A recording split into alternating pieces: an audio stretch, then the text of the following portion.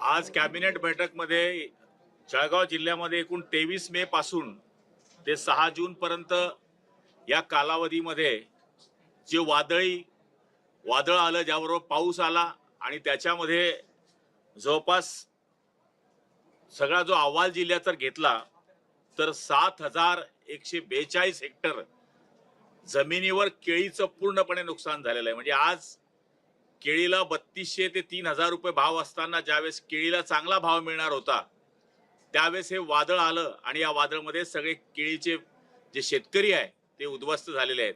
आजच्या या बैठकीमध्ये मी असेल किंवा नामदार संजूभाऊ सावकारे असतील, आम्ही या ठिकाणी मागणी केलेली आहे की भारतीय कृषी विमा जो आहे त्या विम्याच्या माध्यमातून आमच्या शेतकऱ्यांना मदत मिळावी।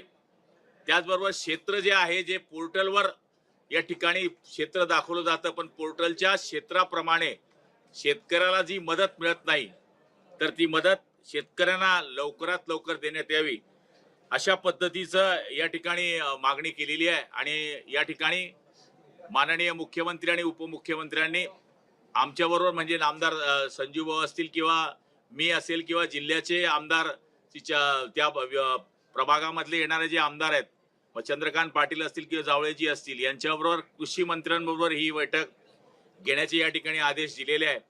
आणि मला खात्री आहे की येत्या काही दिवसामध्ये मागच्या काळामध्ये जे शेतकऱ्यांना या ठिकाणी केळीच्या माध्यमातून मदत मिळाली होती ती मदत मिळेल अशी आमची अपेक्षा आहे।